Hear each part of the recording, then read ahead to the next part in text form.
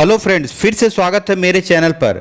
क्या आप जानना चाहते हैं कि हाइब्रिड सोलर पावर सिस्टम की पूरी वायरिंग वास्तव में कैसे काम करती है, या फिर आपने कभी सोचा है कि आपका सोलर सिस्टम एक साथ सोलर, बैटरी और ग्रिड तीनों को किस तरह से एफिशिएंटली मैनेज करता है? तो आज के इस वीडियो में हम स्टेप बाय स्टेप बेहद आसान और स्पष्ट भाषा में पूरे सिस्टम को समझेंगे, वायरिंग से लेकर वर्किंग तक। इसलिए वीडियो को अंत तक जरूर देखें, क्योंकि आखिरी तक आपको पूरा सिस्टम पूरी तरह से क्लियर समझ में आ जाएगा। तो चलिए आज का वीडियो शुरू करते हैं।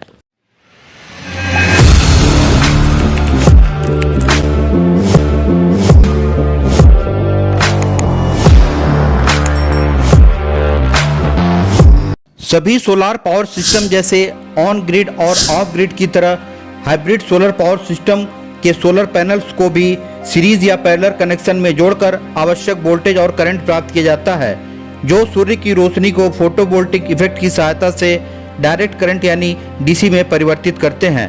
इसके बाद सोलर पैनल के इस डीसी सप्लाई को डीसी केबल के माध्यम से डीसी डिस्ट्रीब्यूशन बॉक्स यानी डीसी-डीबी में कनेक्ट किया जाता है, जिसमें डीसी मिनिएचर सर्किट ब्रेकर और डीसी सर्ज प्रोटेक्शन डिवाइस लगा होता है। डीसी एमसीबी सिस्टम को ओवर करंट और शॉर्ट सर्किट से सुरक्षित रखता है और करंट अधिक होने पर तुरंत ट्रिप कर देता है। वहीं DC surge protection device lightning और वोल्टेज सर्ज को अर्थिंग में डाइवर्ट करके सिस्टम को सुरक्षित बनाता है। अब वायरिंग कनेक्शन में सोलर पैनल के पॉजिटिव टर्मिनल को डीसी मिनिएचर सर्किट ब्रेकर के पॉजिटिव टर्मिनल से और नेगेटिव टर्मिनल को डीसी मिनिएचर सर्किट ब्रेकर के नेगेटिव टर्मिनल से जोड़ा जाता है। इसके बाद डीसी एमसीबी से निकलने वाली पॉजिटिव और नेगेटिव वायर्स को डीसी एसपीडी यानी सर्ज प्रोटेक्शन डिवाइस के रिस्पेक्टिव टर्मिनल से कनेक्ट किया जाता है। अर्थात पॉजिटिव वायर को डीसी एसपीडी के पॉजिटिव टर्मिनल और नेगेटिव वायर को डीसी एसपीडी के नेगेटिव टर्मिनल से जोड़ा जाता है, और सर्ज प्रोटेक्शन डिवाइस के अर्थिंग टर्मिनल को अर्थ से कनेक्ट किया जाता है ताकि किसी भी प्रकार का सर्ज सुरक्षित रूप से ग्राउंड में प्रवाहित हो सके। अब बात करते हैं हाइब्रिड सोलर इन्वर्टर की, जिसमें मुख्य रूप से earthing terminal, photovoltaic solar panel के पॉजिटिव और नेगेटिव इनपुट टर्मिनल, बैटरी के पॉजिटिव और negative input terminal, grid supply के लिए लाइन और न्यूट्रल इनपुट टर्मिनल और इन्वर्टर का लाइन और न्यूट्रल आउटपुट टर्मिनल, जिससे घर के लोड को कनेक्ट किया जाता है। इसका मुख्य कार्य डीसी पावर को एसी पावर में कन्वर्ट करना तथा सोलर, बैटरी और ग्रिड के बीच इंटेलिजेंट पावर मैनेजमेंट करना होता है। यह इन्वर्टर रियल टाइम में इनपुट सोर्स को मॉनिटर करके प्रायोरिटी बेस्ड स्विचिंग करता है, जिससे अनइंटरप्टेड पावर सप्लाई बनी रहती है। साथ ही maximum power point tracking technology के माध्यम से यह सोलर पैनल से मैक्सिमम पावर एक्सट्रैक्ट करता है और बैटरी चार्जिंग को ऑप्टिमाइज भी करता है। डीसी डिस्ट्रीब्यूशन बॉक्स में डीसी मिनिएचर सर्किट ब्रेकर के आउटगोइंग से निकलने वाली सप्लाई को इन्वर्टर के पीवी इनपुट टर्मिनल में सही पोलैरिटी के साथ जोड़ा जाता है, अर्थात पॉजिटिव को पॉजिटिव से और नेगेटिव को नेगेटिव से कनेक्ट किया जाता है। अब बैटरी कनेक्शन में इन्वर्टर के बैटरी पॉजिटिव टर्मिनल से निकलने वाली वायर को डीसी मिनिएचर सर्किट ब्रेकर के माध्यम से बैटरी के पॉजिटिव टर्मिनल से जोड़ा जाता है। वहीं इन्वर्टर का बैटरी नेगेटिव टर्मिनल सीधे बैटरी के नेगेटिव टर्मिनल से कनेक्ट किया जाता है। सोलर पैनल की तरफ बैटरी को सीरीज या पैरेलल कनेक्शन के माध्यम से जोड़कर आवश्यक वोल्टेज और करंट प्राप्त किया जाता है, जो अतिरिक्त ऊर्जा को अपने अंदर स्टोर करती है और पावर कट के दौरान बैकअप सप्लाई प्रदान करती है।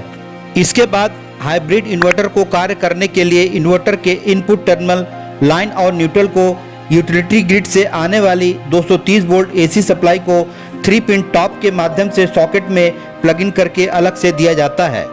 अब वायरिंग कनेक्शन में इन्वर्टर के आउटपुट से लाइन को एसी मिनिएचर सर्किट ब्रेकर के लाइन टर्मिनल से तथा न्यूट्रल को एसी मिनिएचर सर्किट ब्रेकर के न्यूट्रल टर्मिनल से जोड़ा जाता है। इसके बाद एसी एमसीबी से निकलने वाली लाइन और न्यूट्रल वायर्स को एसी एसपीडी के रिस्पेक्टिव टर्मिनल से कनेक्ट किया जाता है, अर्थात लाइन वायर को एसी एसपीडी के लाइन टर्मिनल से और न्यूट्रल वायर को एसी एसपीडी के न्यूट्रल टर्मिनल से जोड़ा जाता है।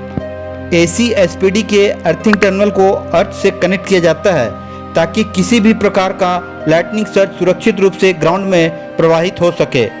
एसी डिस्ट्रीब्यूशन बॉक्स में एसी एमसीबी के आउटगोइंग से निकलने वाली लाइन को सोलर एनर्जी मीटर के लाइन इनपुट टर्मिनल से तथा न्यूट्रल को मीटर के न्यूट्रल इनपुट टर्मिनल से जोड़ा जाता है।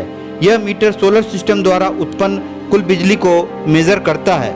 इसके बाद मीटर के आउटपुट टर्मिनल से लाइन और न्यूट्रल वायर्स को आगे घर के लोड तक पहुंचती है, जहां लाइन और न्यूट्रल के माध्यम से फैन, टीवी, फ्रिज, लाइट जैसे सभी अप्लायंसेस चलते हैं। अब वायरिंग कनेक्शन में सोलर एनर्जी मीटर के आउटपुट से लाइन को नेट मीटर के लाइन इनपुट टर्मिनल से तथा न्यूट्रल को नेट मीटर के न्यूट्रल इनपुट टर्मिनल से जोड़ा जाता है। इसके बाद नेट मीटर के आउटपुट टर्मिनल से लाइन और न्यूट्रल वायर्स को यूटिलिटी ग्रिड के रिस्पेक्टिव टर्मिनल से कनेक्ट किया जाता है, अर्थात लाइन वायर को ग्रिड के लाइन टर्मिनल से और न्यूट्रल वायर को ग्रिड के न्यूट्रल टर्मिनल से जोड़ा जाता है। नेट मीटर का मुख्य कार्य सोलर सिस्टम द्वारा उत्पन्न बिजली और ग्रिड से ली जाने वाली बिजली दोनों को मापना होता है। जब सोलर सिस्टम अधिक बिजली उत्पन्न करता है तो अतिरिक्त बिजली ग्रिड में भेजी जाती है, और जब सोलर सिस्टम द्वारा बिजली का उत्पादन कम होता है तो आवश्यक बिजली ग्रिड से ले ली जाती है। पूरे हाइब्रिड सोलर पावर सिस्टम में प्रॉपर अर्थिंग अत्यंत आवश्यक होती है। इसलिए solar panels, inverter, DC distribution box और एसी डिस्ट्रीब्यूशन बॉक्स सभी को अर्थिंग सिस्टम से जोड़ा जाता है ताकि सिस्टम सुरक्षित रहे।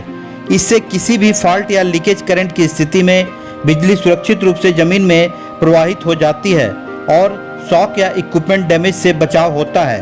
तो फ्रेंड्स, इस प्रकार हाइब्रिड सोलर पावर सिस्टम की पूरी वायरिंग और वर्किंग समझी जा सकती है।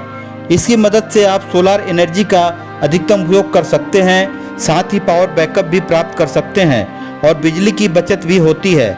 यदि आपको यह वीडियो उपयोगी लगा हो तो कृपया लाइक जरूर करें और ऐसे ही तकनीकी वीडियो के लिए हमारे चैनल को सब्सक्राइब करना न भूलें।